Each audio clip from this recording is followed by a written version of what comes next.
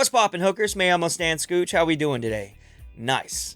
So, welcome to my house. If you haven't been here before, if you haven't seen my channel, then you're in luck. I am hilarious. You're gonna love it oh so much. First things first, little bit of a trigger warning. You're probably gonna be triggered if you're into that sort of thing. So, just a little heads up. Also, I am positioned pretty close to a Navy base with some airplanes. So, if you hear some airplanes, that's my bad. I can't really tell them to stop. But, you know, videos got to be made. You know what I'm saying? You know what I'm saying, dog? The 1950s. What a good time to be alive. I mean, the world was still in black and white, so you could see easily who to hate based on color and or gradient. And, you know, I mean, for a white male, things were amazing.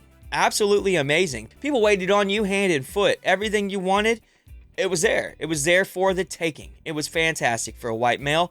And for a woman, for a white woman, it probably wasn't all that bad. I mean, it wasn't great, but, you know, other people had it worse. You know what I'm saying? But, you know, for a white woman, it was okay. It was okay as long as your ass could make some coffee. Harvey, want anything special for your birthday? Just a decent cup of coffee. You're kidding. I'm serious. Honey, your coffee's undrinkable. It's pretty harsh. Well, so's your coffee. Now, if you can't make coffee, there's a problem. This coffee is criminal. Honey, you killed the petunias. Then you admit it. Your coffee really is murder. And back yonder in the day, they like to cut the shit. So if you didn't make good coffee, if you didn't do a good job, someone was going to tell you about it. Wonderful anniversary, dear, and thank you for the flowers. You're welcome, darling. But if you could do one thing for me, What? try to do something about your coffee. And for God's sakes, do not run out. I'm out of coffee. You're out of coffee. Isn't that wonderful? Out of coffee? I mean, even bad coffee's better than no coffee. Go get the man some coffee. But, you know, all joking aside, though, seriously, I mean, I don't even like coffee that much, but if a chick can't respect you and love you enough to learn how to make a good cup of coffee, kick her to the curb. You don't need that shit in your life. But coffee isn't the only thing the men of America crave. You could start smoking literally as an infant and do it anywhere, anytime, any place you want. It doesn't matter. Smoke a cigarette, light it up. Who gives a shit? Even cartoons were telling you to smoke cigarettes. Gee, we ought to do something, Fred. Okay? How's about taking a nap? I got a better idea. Let's take a Winston break. That's it! Doctors, 9 out of 10 doctors were recommending certain cigarettes. Cigarette do you smoke, Doctor? Once again, the brand named most was Camel. Yes, according to this repeated nationwide survey, more doctors smoke Camels than any other cigarette. I don't even understand. I mean, I guess they didn't know back in the day that they couldn't know, you know, the problems with cigarettes, the cancers and whatnot. They couldn't know, you know, but holy shit, do they go all in on stuff. Like, they really do. But seriously, like, back then, all the cool kids were doing it. Like, quite literally, all the cool children were smoking cigarettes. Or the children were smoking Cools. All the children were smoking Cools. Switch from Hearts to Snow Fresh Filter. Cool, snow fresh, cool, potato clean. I guess it was the thing to do back then. I don't know. But now, not so much. I had my first cigarette when I was 13. I have to say, my favorite thing of the cigarette commercials is how they describe things, like that smooth throat feel or how it feels on your throat. See how Camels agree with your throat. That's just like saying the words moist gullet. Like, you can't talk about your throat feel. You know what I mean? Ugh. Speaking of your mom, you need to respect her, you stupid, lazy slob. That's how your day started. Started wrong. Barbara! Barbara, get up. You'll be late for school. Does she have to do this every morning, Barbara? Even if you're not really well-mannered, you could make a habit of being civil. Like, you best not leave the house looking like shit. Look at your hair. Look at that blouse. And the way that skirt hangs. And those socks. Sorry, there must have been a mistake. You don't seem to be exactly the type to make this guy behave like a human being. Seriously, though, who even let this bitch out of the house? I can't stress this enough. Do not leave the house looking like shit.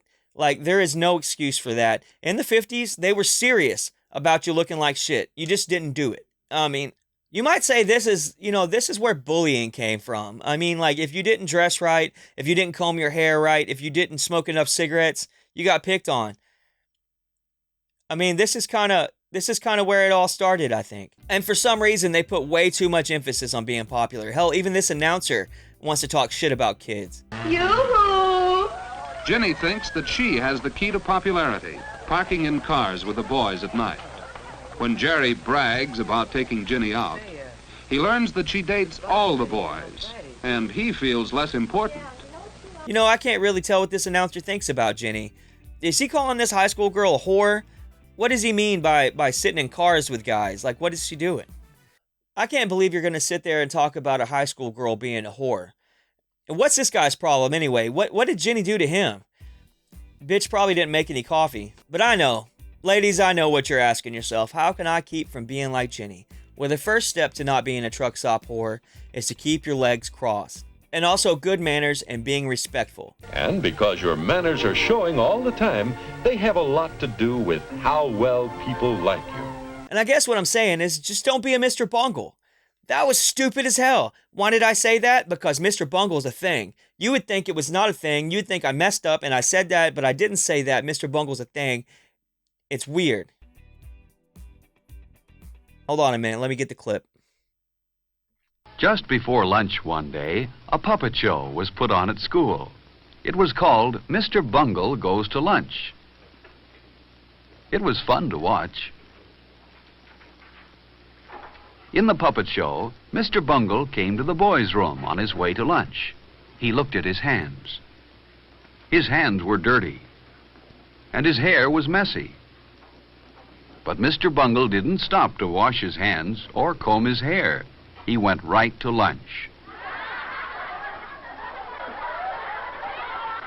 Then, instead of getting into line at the lunchroom, Mr. Bungle pushed everyone aside and went right to the front. Even though this made the children laugh, no one thought that was a fair thing to do. Then, in the lunchroom, Mr. Bungle was so clumsy and impolite that he knocked over everything, and no one wanted to sit next to him. And when he finally knocked his own tray off the table, that was the end of the puppet show. Mr. Bungle's a jackass. Kids, don't be like Mr. Bungle. Just go wash your hands, comb your hair, and sit the fuck down. So Mr. Bungle and everybody like him may be a complete piece of shit, but there's one thing he's not. Homosexual. See, in the 50s, homosexuals weren't the well-respected, well-learned people of today's society. See, back in the 50s, they were fear-mongering, evil creatures here to just take your children away from you and possibly play basketball with them. But all homosexuals are not passive. Some resort to violence, as in the case of Mike Merrick.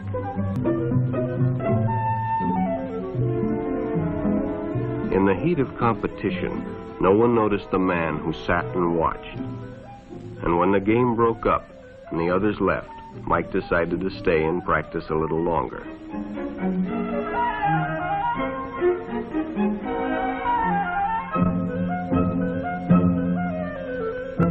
The stranger joined him. He was friendly and, well, it was better than playing alone.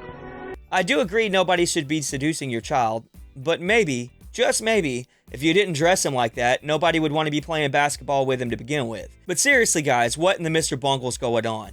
They thought just because a guy's gay, he's going to go and take your children away from you. He's going to steal your kids because of a sexual preference. Plenty of women like men, you don't see them stealing your kids. This is quite literally homophobia. They're seriously afraid of gay people. And while I agree gay folk can be spooky, they're really not that dangerous unless they're under a full rainbow. So, but in my opinion, you can be gay all you want. I don't care what you do with your life as long as you're not a woman.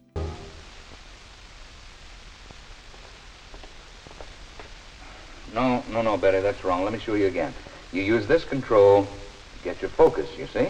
All right, and this one here in the right-hand corner to lock the sweep. As you can see, dealing with women is horseshit. I don't understand why she's so confused. He's obviously showed her this multiple times.